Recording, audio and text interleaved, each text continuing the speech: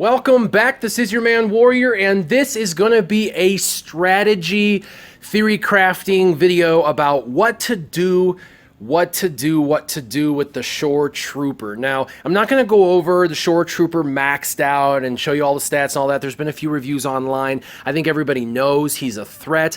He is definitely a very highly anticipated tank. He's a direct counter to the Biggs Wedge combo of AoE damage, and we know this because during his regroup, it gives his people 2 turns of critical hit immunity, and what's happening right now is critical hits. I mean, it started with the DPS like Rays and First Order TIE pilots, or some of those droid teams doing all the critical damage with the IG-86, IG-88, and it has evolved into kind of an AoE type situation where Wiggs combo, the Wedge Biggs combo, they call it Wiggs, is doing lots and lots of damage, AoE damage, as well as Lando. And so this is kind of the counter. It always happens. There's always going to be a rebalance of sorts in the game. They're going to see that something's happening, getting a little too strong, so they're going to try to create something to create balance. So this is a good thing. I would not be stressed out about it. I would not be freaked out and go, this is the end all have all. If somebody has a Shoretrooper, I'm going to lose. That's just not the case. There is many strategies around this. Now, I'm going to go over a couple of strategies, and my strategies, I don't know if they're even sound, because honestly, I can't test my strategies. This is theory crafting 101. Theory crafting means I'm going to go through some theories, some ideas, some thoughts, and it's because this character is going to take a couple months to fully develop. So no matter what shard you're on, he is going to take through the whole entire PvP tournament for people to even unlock him, and then even after they get him, they're going to have to spend time to max him out, 7 stars, all that kind of stuff. So in theory, it's going to take at least a few months to get him to 7 stars because they're making him so difficult to get. And even then, you'll only see a few far between, and most of them probably will be 3 stars when you first see them for the first couple of months. So first off, don't stress, okay? Just figure out what the strategies are to take him out. Now, my first strategy can be used in tandem with any other strategy that you come up with or any other strategy that I discussed today. The first strategy is modding, okay? So the first thing is he's going to potentially bring, through the regroup, critical hit immunity. So we know that your characters are now only going to be hitting for base damage instead of critical hit damage, which sucks. Honestly, it's going to take a lot. And if he's on a defensive team with like 5 tanks, it's going to take a bajillion years. I don't even know if you could do it. He would be a phenomenal character on a defensive team because he's going to basically make you hit as softly as most of the tanks hit for, but yet tanks have, 3 or 4 times the amount of health and protection. So they're going to hit for the same amount. So this really, on a defensive team, it would be an absolute nightmare, but we're going to pretend that we're not talking about the PvP tournament right now. We're going to talk about the arena and how you're going to use them against other people, because that's where most people are afraid. Oh, somebody's going to get them in the arena and we won't be able to topple them.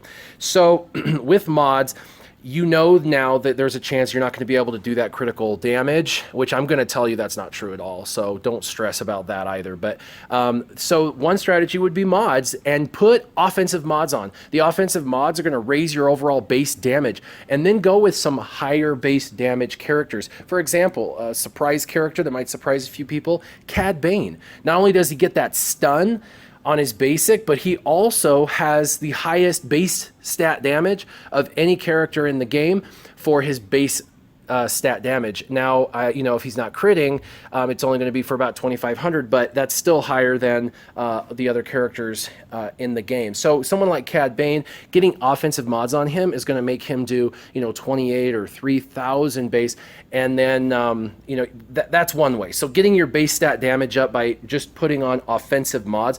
At that point, offensive mods will be better than critical chance, critical damage mods, because it's going to ensure that you're doing the max amount of damage per hit, even if you get that critical chance immunity, or they get that critical damage immunity given by this gentleman. So modding for sure is one way. That's the beauty of the game. They've given us the freedom to change and dispense our mods. The second way that you can take out Shoretrooper is a dispel team with a couple of DPS characters. For example, you could have Tebow lead, so that way there's people going in and out of stealth, which is definitely going to mess with the RNG, and it's going to mess with the other team because they're going to have to target random people. It might even help your DPS characters go stealth and not be targeted while this strategy works. So the Dispel team would be like a Tebow lead or a Qui-Gon Jinn, but I would probably recommend Tebow, and then having Qui-Gon Jinn and maybe a Sun Fac as your tank. And what's going to happen is you're going to be able to, no matter who gets that critical chance immunity, you just dispel them. And you're going to have 3 dispellers, so who cares? And if you have Sun Fac, you don't even need the other dispellers. Just Sun Fac alone, he'll shoot, he'll dispel their taunt. Now, the reason why you'd want to stack up on your dispellers is because if they've got a Royal Guard or a Daka or someone like that that stuns, or they're running an Emperor Palpatine lead, which they more than likely will with the Shoretrooper, you know that you're going to get potential stuns on. So the dispelling team, you'd want to make sure that you have more than one of them so you can do the dispelling that you're desiring to do. And then once you dispel their critical chance immunity, all you have to do is smack them with your ray or like a first order TIE pilot, and it's going to do the ridiculous damage that you intended from the very beginning. So a dispelling team like that would work very well. And so there's that idea, the dispel team, so that way you can take it off. Now, I know this gentleman gets this regroup, and if he loses his buff, any buff, which would be his taunt, for example, it reduces the cooldown by 1. So he taunts, you hit him, he loses his taunt. Okay, so it's down to 5 on cooldown. It's still only a 2 taunt turn, and he's got to go 5 turns between that, and you can ignore him after you take away the taunt. So you don't, if he gets advantage up or any of those other benefits that a lot of the characters give on the dark side, just ignore him and go for the other characters once you've dispelled him, and that way you're not giving him the ability to taunt every turn. And so definitely I think that a dispelling team would be a great team option if you're going to go against them. Another great option, and this will always be a great option, is a counter team. And you could go absolutely nuts with a counter team, but I've seen counter teams beating the Biggs Wedge combo. I've seen them beating the all Jedi teams. I've seen them beating the Lando leads. I've seen counter teams online beating pretty much everybody. A counter team, there's just nothing wrong with that. If you get your counter team up where they're very, very tanky and they're doing a lot of damage and they're critting and things like that, if you've got 5 counters on the board and they hit you with 1 character, there's a potential of 5 characters smashing that character back. And even if they're all hitting for base stat damage, that is horrible for the other team. And I've gone against a few counter teams. One was in the Galactic War against an I'm a Gun D lead, and it absolutely wrecked my world. I was running my Wedge Biggs combo, and I didn't even stand a chance. My AoE did okay damage. They're all very tanky. Most of the counter teams are very, very, very tanky, and they all countered and smashed my Wedge. He was dead, and then he was useless. And so then Biggs becomes less important because he no longer has Wedge to shoot with him. And so anyway, the counter teams are a phenomenal counter to both the AoE, but also would be to Shoretrooper, because anytime you have a counter team, they're just going to do 2 to 3 to 4 times as much damage than they normally would. Now, the only drawback to a counter team is most of the counter characters do not do a ton of damage. They do decent damage, but they're not these high DPS where they're doing 15, 20, 30,000 damage every single time they hit, such as a Ray or First Order TIE Pilot. So the counter teams, they make up where they lack in damage per second. They make it up with more attacks. And a suggestion for a counter team, if you had any characters, it would be really, really fun to watch, would be the team that I actually went against. It was 5 counters. It had an I'm a Gun D lead. By the way, I'm a Gun D is tanky. He is, when he's maxed out, he's over 40,000 health and protection. That sucks to try and get through. The same thing with Kit Fisto and Ayla Secura. Ayla Secura and Kit Fisto both are over 40,000 each. So you've got basically 3 very, very tanky counter characters. I'm a Gun D, of course, is going to give everybody that counter chance as well. which raises Ayla up to 100%. Plus, she stuns on a critical. So, you've got a stunner on your team now if you've got Ayla. And you can now farm her, and Kid Fisto's now farmable. They dropped him into the Cantina to farm. And so you could have that. And then for your 2 tanks in the back, you could have a taunter and a non-taunter. You could have Sunfac if you can get your hands on him. And you could have Fives. And Fives is, going to get the speed down on the other team, which is critical because you're not going to do quite as much damage per second. And he's going to get to shoot a ton. And you've seen, hopefully, if you've seen my other videos, my Fives review, I've got my Fives hitting for 5 to 7,500 each shot when he crits. And if he's doing it twice, he's hitting for 10 to 15,000 potentially. And he gets to hit twice on his basic if they have speed down. So a counter team like that, Fives would be fun on that team, as well as Sunfac in the back. And then you'd have 5 potential counters every single time somebody hits. Then the third or the fourth option. So I did mods. You could go like offensive mods just so you do more damage. You could do a Dispeller team with some DPS like Ray. You could do a counter team. And again, counter teams are good no matter what. Or the fourth option is exactly what the current meta is. The current meta is the Biggs Wedge combo and Lando, really, and there's a ton of teams with variants of those characters, and I know there's multiple metas on multiple shards or multiple arenas, but the Biggs Wedge combo. So let me tell you what the Achilles heel of Shoretrooper is. It's actually his unique. Now everybody thinks, oh my gosh, this is what makes him horrible. Stand guard. At the start of each encounter, he gains taunt. Now I'll tell you there's another character a lot of people may not have, which is just the raid character, Han Solo. You could put this on the Biggs Wedge team and stun him, and then he won't even get it his first turn, and by then, you can wreak havoc on their team with your AoE like you're intending. But he's going to the RNG, there's going to be a tie between your Han Solo and this guy doing the taunt. And so, of course, the RNG is going to give the tie to the defensive player who's not playing.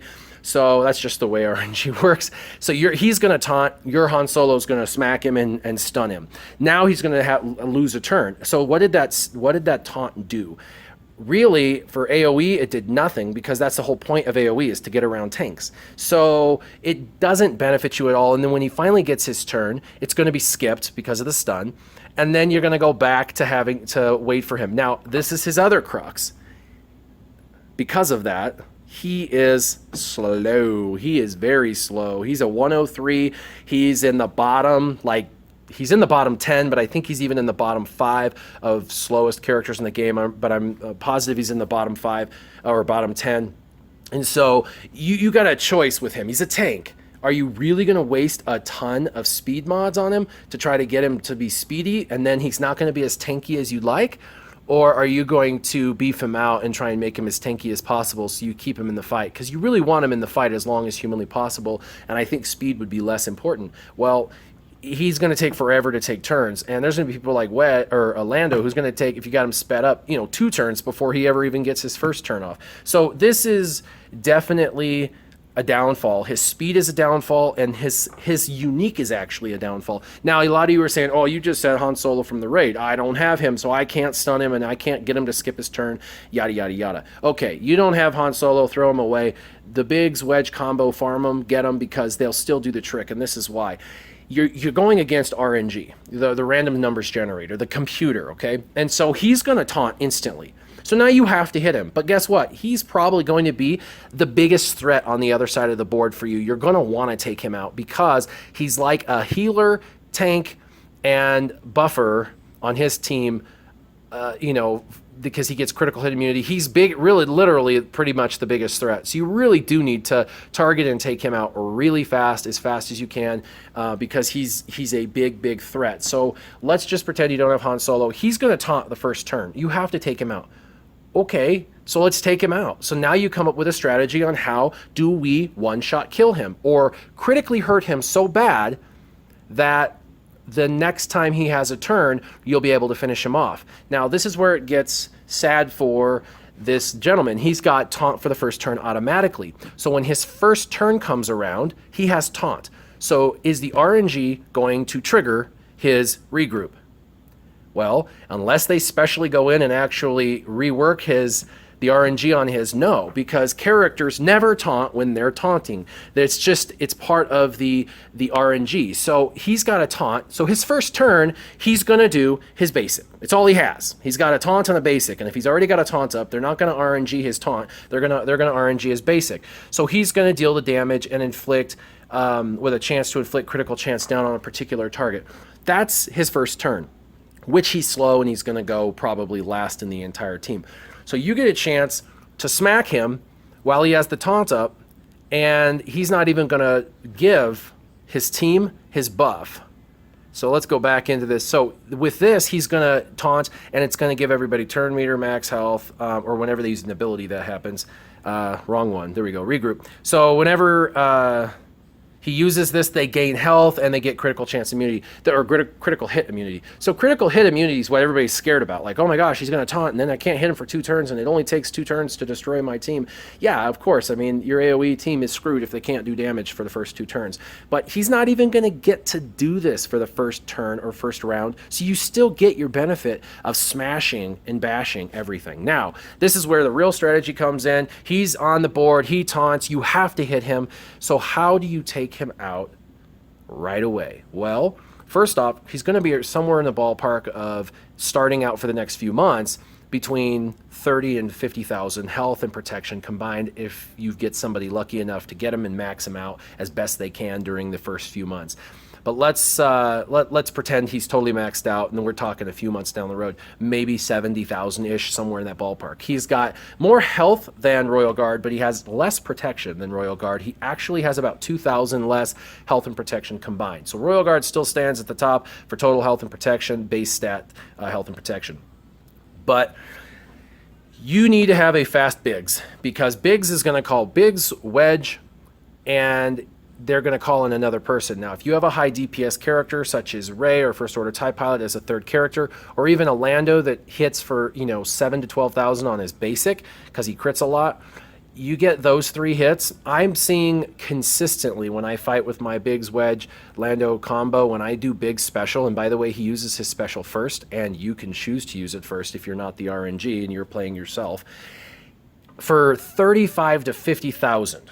Now, any Shoretrooper you run into in the next few months is going to be 35 to 50,000. You could probably one-hit wonder him through Biggs' special combination, and he's a done deal. He's out of the way, and now you can focus on the team the way you normally focus. Is it a little bit of a bump, speed bump? Yeah, sure, but not a huge deal. The other thing is if in fact you don't one-shot him because he's a 70,000 health and protection, totally tricked out, maxed out, you do Biggs first, he smashes him, he'll take all his protection away and some of his health. He's now hurt, he's now, exposed. Not literally exposed like the ability exposed, but he's exposed because his protection's gone, his health is gone. Now all you have to do is start using your AoEs. You're going to get all of your AoEs off because hopefully you're still using Stormtrooper Han. He's going to get his taunt up. It's going to give everybody turn meter. So your whole team still gets to go first like your strategy was before. And so now you're going to do an AoE and then another AoE. And so Biggs goes first, almost takes him out or gets him hurt really bad, and then you double up on AoEs. He's also got another Achilles heel. He's Empire. Now, while that's awesome because we want and need Empire characters, Wedge is specifically designed to do 50% more damage to Empire or people that have greater than 50% health. So if you hit him with Biggs critically and hurt him really, really bad, and he's got, 10,000 or 15,000 health left, and you want to take him out with those AoEs, even if his health is below 50%, he's still going to take that additional damage because he's Empire. And if he's higher than that, it'll trigger the 50% health. So he's, regardless, no matter what, he's going to take 50% more damage from the AoE. So that's against him. Plus you got Lando's AoE hitting him. So the combination of the 2 AoEs will more than likely finish him off. And if not, after that first turn, His taunt will still be up because it's his first turn. The next time he goes, he'll do his basic, and then the very next turn, because he's slow, before you can get his taunt up, he's going to be AoE'd out of there through your faster AoE team. So I do not see Shoretrooper as a threat, but I do see him as a big threat, but I do see him as a threat. I do see him as the first target you need to take out if you are playing against him. If you've got him on the other side and you're looking at him, if you leave him unchecked, he will wreck your world and you will not win the game. And I haven't even really discussed what he's going to be like on an all defensive team. He is going to make defensive teams horrible. I cannot even imagine how we're going to be able to get through a defensive team where somebody has a maxed out Shoretrooper with 4 other maxed out tanks. It's going to be absolutely nasty because all your high DPS that you need to get through your tanks are just going to be rendered useless with Shoretrooper. So you're going to have to come up with some other strategies for that. But as far as the arena, don't worry so much. Shoretrooper is an awesome character. If you can get him, you know, through the PvP tournaments, trick him out, have fun with him, but just know that there's no character that's a one-hit wonder that's going to be the everything. I know when a character comes out and turns into the meta or the character most used, people get scared. I'm sure he's going to go into the meta soon when people start unlocking him, but just know there are counters, there are options. You can mod up your characters to do higher base stat damage through like offensive mods. You can create a good counter team. You could do the Biggs Wedge combo still and probably be very successful if your Biggs is maxed out. You could also use a dispelling team with some high DPS characters like Ray or First Order Type Pilot. So that is my theory crafting strategy. There's a ton of options and things you could do. What are some of your ideas or some of your theory crafting on how to take the Shoretrooper out? Leave them in comments down below. I'd love to hear from all of you. Make sure you're also checking out all of my previous videos. I am going to be uploading a video on Fives today, so if you want to know more about Fives, I did mention him today in this video. Check that out and all my other previous videos. And as always, have yourself a wonderful afternoon. Keep your gaming on. Warrior out.